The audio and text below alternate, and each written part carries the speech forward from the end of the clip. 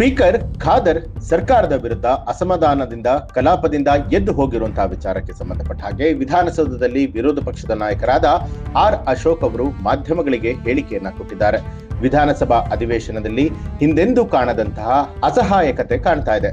ಅಧಿವೇಶನದಲ್ಲಿ ಸ್ಪೀಕರ್ ಅವರು ಸಭಾತ್ಯಾಗವನ್ನ ಮಾಡಿದ್ದಾರೆ. ಪ್ರತಿದಿನ 200-250 ಪ್ರಶ್ನೆಗಳಿಗೆ ಲಿಖಿತವಾಗಿ ಉತ್ತರಗಳನ್ನ ಕೊಡಬೇಕು.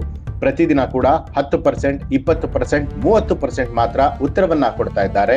ಅಧಿವೇಶನ ನಡೆಯುವಂಥದ್ದು ಆಯಾ ತಾಲೂಕಿನ MLAಗಳು ತಾಲೂಕಿನ ಪರಿಹಾರ ಸಿಗೋದಕ್ಕೆ ಪ್ರಶ್ನೆಗಳನ್ನ ಕೇಳ್ತಾರೆ. ಪ್ರಶ್ನೆಗಳಿಂದಲೇ ಅಧಿವೇಶನ ನಡೆಯುತ್ತೆ. ಇವತ್ತು ದಿಕ್ಕು ದೆಸೆ ಏನು ಇಲ್ಲದಂತಾಗಿದೆ. ಇಡೀ ಸರ್ಕಾರ ಸತ್ತಂತ ರೀತಿಯಲ್ಲಿದೆ, ಹೆಣದ ರೀತಿಯಾಗಿದೆ. ಯಾವುದೇ ಪ್ರಶ್ನೆಗಳಿಗೆ ಉತ್ತರ ಸಿಗ್ತಿಲ್ಲ ಅಂತ ಹೇಳಿ ವಿರೋಧ ಪಕ್ಷದ ನಾಯಕರಾದಂತಹ ಆರ್ ಅಶೋಕ್ ಅವರು ಅಸಮಾಧಾನವನ್ನ ಹೊರಹಾಕಿದ್ದಾರೆ. ವಿಧಾನಸಭಾ ಅಧಿವೇಶನದಲ್ಲಿ ಇವತ್ತು ಇನ್ನೆಂದೂ ಕಾಣದಂತ ಒಂದು ಅಸಹಾಯಕತೆಯ ಪ್ರತಿಬಿಂಬವಾಗಿ ಇವತ್ತು ಅಧಿವೇಶನದಲ್ಲಿ ಗೌರವಾನ್ವಿತ ಸ್ಪೀಕರ್ ಅವರು ಸಭಾತ್ಯಾಗವನ್ನ ಮಾಡಿದ್ದಾರೆ. ಪ್ರತಿದಿನನೂ ಕೂಡ ಸುಮಾರು 200-250 ಪ್ರಶ್ನೆಗಳು ಲಿಖಿತ ಮೂಲಕ ಉತ್ತರಗಳನ್ನು ಕೊಡಬೇಕು. ಆದರೆ ಪ್ರತಿದಿನನೂ ಕೂಡ 10%, 20%, 30% ಪ್ರಶ್ನೆಗಳಿಗೆ ಮಾತ್ರ ಅಧಿವೇಶನ ನಡೆಯುವಂಥದ್ದು. ತಾಲೂಕಿನಲ್ಲಿ ಆಯಾ ಕ್ಷೇತ್ರದ MLAಗಳ ಸಮಸ್ಯೆಗಳಿಗೆ ಪರಿಹಾರ ಸಿಗಬೇಕು ಅಂತ ಪ್ರಶ್ನೆಗಳು ಹಾಕೋದು. ಅಧಿವೇಶನ ನಡೆಯೋದೇ ಮೊದಲು ಪ್ರಶ್ನೆಗಳಿಂದನೇ ಅಧಿವೇಶನ ಶುರುವಾಗ್ತೈತೆ. ಅಂಥ ಪ್ರಶ್ನೆಗಳಿಗೆ ಇವತ್ತು ದಿಕ್ಕು ದೆಸೆ ಏನು ಇಲ್ದಂಗೆ ಆಗೋಗ್ತದೆ.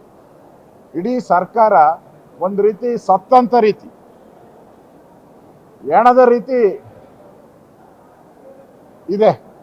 ಯಾವುದೇ ಪ್ರಶ್ನೆಗಳಿಗೆ ಉತ್ತರ ಇಲ್ಲ. ನಾವು ನೆನ್ನೆ ನಿಲುವಳಿ ಸೂಚನೆಯನ್ನು ತಂದಿದ್ರಿ. ಆರೋಗ್ಯ ಇಲಾಖೆ 3 ದಿನ ಆಯಿತು, ಮಂತ್ರಿನೇ ನಾಪತ್ತೆ. ಇವತ್ತು ಅರ್ಬನ್ ಡೆವಲಪ್ಮೆಂಟ್ ವಿಚಾರವಾಗಿ ಬೆಂಗಳೂರು ನಿಲುವಳಿ ಸೂಚನೆ ತಂದಿದ್ದೀರಿ, ಆ ಮಂತ್ರಿನೇ ಪತ್ತೆ ಇಲ್ಲ, ನಾಪತ್ತೆ. ಅಧಿವೇಶನದಲ್ಲಿ ಯಾರು ಮಂತ್ರಿನೇ ಇಲ್ಲ.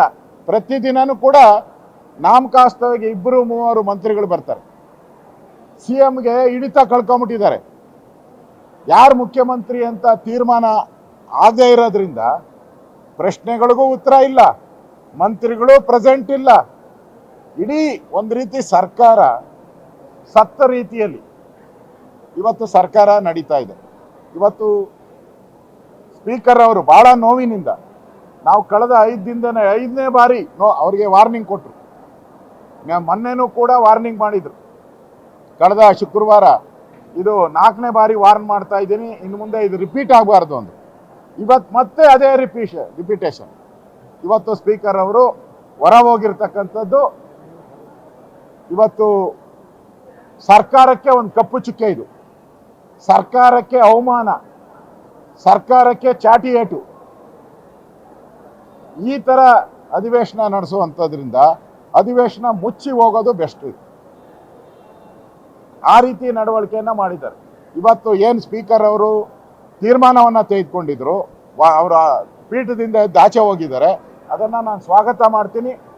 ಈ ಸರ್ಕಾರ ಬದುಕಿದ್ರೆ ಈ ಸರ್ಕಾರ ಮುಖ್ಯಮಂತ್ರಿಗಳು ಬಂದು ಕ್ಷಮಾಪಣೆ ಕೇಳಬೇಕು.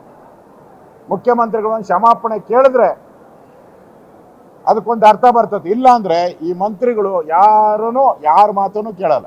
DK ಮಾತು ಕೇಳಬೇಕಾ, ಸಿದ್ದರಾಮಯ್ಯ ಮಾತು ಕೇಳಬೇಕು, ಇಷ್ಟೇ ಇವತ್ತು ನಡೀತಾ ಇರೋದು. ಅದರಿಂದ ಈ ಸರ್ಕಾರ ಅಧಿವೇಶನವನ್ನು ಕಾಟಾಚಾರಕ್ಕೆ ನಡೆಸ್ತಾ ಇದೆ. ಕೋಟ್ಯಾಂತರ ರೂಪಾಯಿ ಖರ್ಚು ಮಾಡ್ತಾ ಇದ್ದೀರಿ. ಪ್ರತಿದಿನ ನಾವು 2 ಕೋಟಿ 3 ಕೋಟಿ ರೂಪಾಯಿ ಖರ್ಚು ಮಾಡ್ತೀರಿ ಅಧಿವೇಶನ ನಡೆಸೋಕೆ.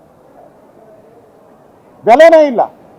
ಆ 2 ಕೋಟಿ 3 ಕೋಟಿ ಅಭಿವೃದ್ಧಿ ಕಾರ್ಯಕ್ಕೆ ನಾವು ಯೂಸ್ ಮಾಡ್ಬೋದು. ಯಾವ ಪುರುಷಾರ್ಥಕ್ಕೋಸ್ಕರ ಅಧಿವೇಶನ ಕರೆದಿದ್ದೀರ? ನಾಚಿಕೆ ಆಗಬೇಕು ಕಾಂಗ್ರೆಸ್ ಸರ್ಕಾರಕ್ಕೆ. ಮಾನ ಮರ್ಯಾದೆ ಇದ್ದರೆ ಈ ಘಟನೆ ಆದಮೇಲೆ ಆ ಮಂತ್ರಿಗಳು ಮನೆಗೆ ಹೋಗ್ಬೇಕು, ರಾಜೀನಾಮೆ ಕೊಟ್ಟು.